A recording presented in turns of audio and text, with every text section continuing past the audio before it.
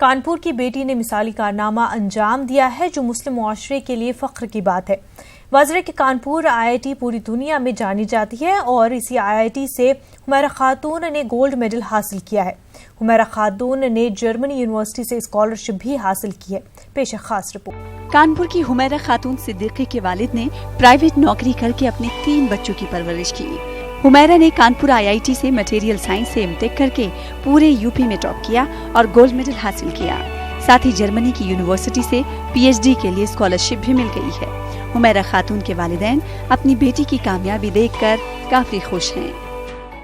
जी, मैंने IIT से material science programme में M.Tech किया है और मैंने वहाँ से गोल्ड मेडल हासिल किया है। मेरे गोल्ड मेडल का नाम है बोगेनिनी चेंचू रामा नायडू गोल्ड मेडल, जो मुझे इसलिए मिला है क्योंकि मैंने सबसे हाईएस्ट मार्क्स ऑब्टेन किए हैं और उसके बाद मुझे मेरी ये काबिलियत को देखते हुए अल्हम्दुलिल्लाह मुझे PhD का ऑफ़र मिला है जर्मनी से और इंशाल्लाह मैं जर्मनी में ही PhD करने चाहूँगी। बहुत खुशी उनको, माँ बाप को इससे ज़्यादा और खुशी और क्या हो सकती है कि बच्चे हमारे कामयाब हों।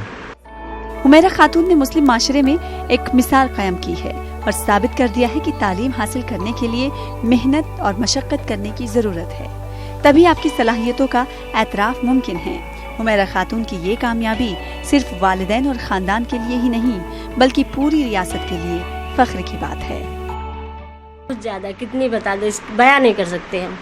क्या सोचा था अच्छा कि बेटी को पढ़ाएंगे? बेटी क्या पढ़ाएंगे, हमारे में तो यही होता है जैसे कि आप बताते हो कि बस हम भी यही सोचा था, हम भी अपनी बेटी को MA BA करा के बस करवा लेंगे। बहुत है, इतना तो मैंने सोचा ही नहीं था जितना मिला है मुझे।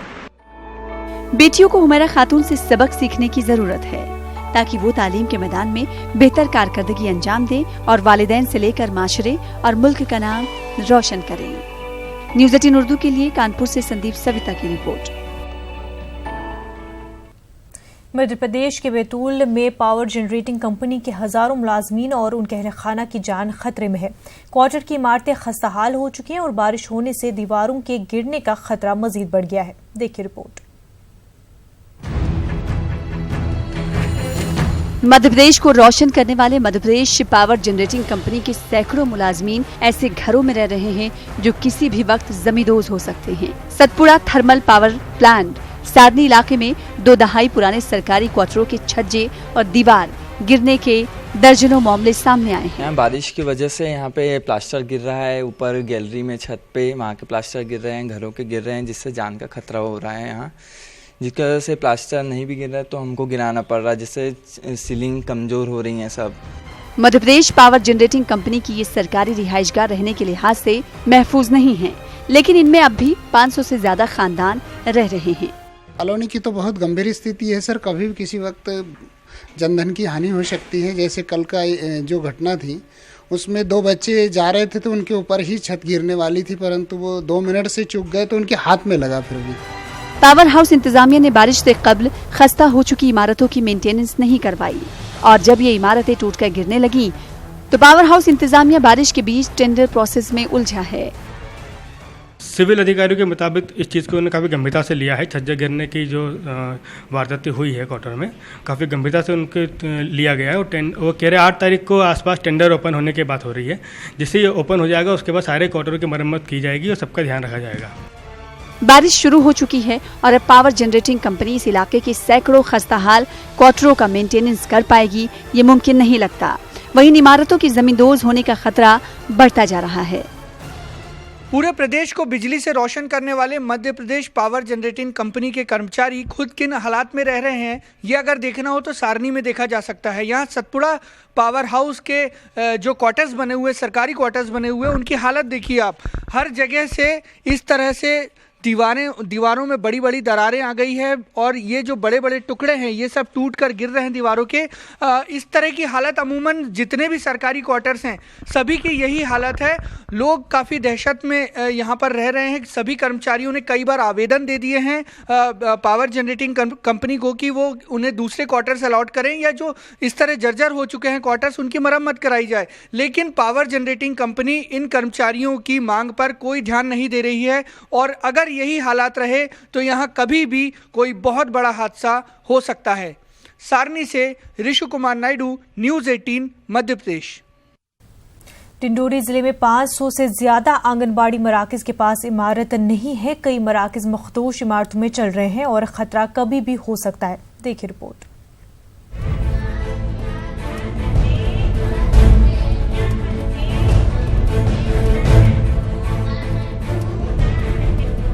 ये तस्वीर समनापुर के माधोपुर गांव की है, जहां मासूम बच्चे मखदूश आंगनबाड़ी मरकज की इमारत में टपकती छत के नीचे छाता लगाकर पढ़ने पर मजबूर हैं। ये इमारत कभी भी जमींदोज हो सकती है। इस आंगनबाड़ी मरकज पर दर्ज बच्चों की तादाद 34 है, लेकिन मखदूश इमारत को देखते हुए लोगों ने बच्चों को भेजना बंद कर दिया है। पूरा छत क्षतिग्रस्त है, बच्चे नहीं आ पाते, माँ बाप भी नहीं भेजाते, बच्चे भीग जाएंगे, तबीयत खराब हो जाएगी करके बच्चे नहीं आ पाते पूरा, और आते भी हैं तो गीले की वजह से कहीं छत हम अच्छे से पढ़ाई भी नहीं पढ़ा नहीं पाते। छाता लगा के पढ़ाना पड़ता है। यहाँ बैठने की कोई व्यवस्था है ना, ही बच्चे खेल पाते हैं, ना ही अच्छी ढंग से पढ़ पाते हैं ना। दूसरी तस्वीर करंजिया के किसानपारा आंगनबाड़ी मरकज की है, जो कई सालों से रैन बसेरों में चल रहा है, लेकिन कागजों पर मरकज की इमारत तामीर हो चुकी है। घर में लगा चुकी हूँ आंगनवाड़ी केंद्र, जिसके बाद फिर 2011 से यहाँ रैन बसेरा में लगाना चालू की हूँ आंगनवाड़ी केंद्र। यहाँ स्कूल नहीं है, इसलिए यहाँ स्कूल बनना जरूरी है। वुमेन चाइल्ड डेवलपमेंट डिपार्टमेंट के अफसरान खुद बता रहे हैं कि जिले में 504 आंगनबाड़ी मरकज के पास इमारत नहीं है और अगले 2-3 साल में उन्हें इमारत मिल जाएगी। हमारी मुख्यतः मिनी आंगनबाड़ी केंद्र किराए में लग रही है, क्योंकि मिनी आंगनबाड़ी केंद्रों के लिए शासन ने अभी प्रस्ताव नहीं मांगा है।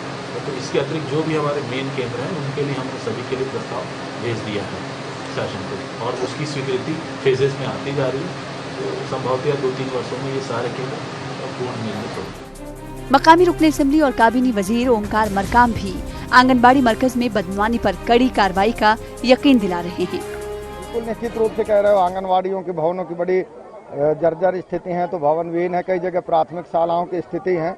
मैं इसमें लगा अभी परसों के दिन पत्र लिखा है राज्य शिक्षकों स्कूलों के संदर्भ में, और आंगनबाड़ी विभाग को इसके लिए लिखा हूँ।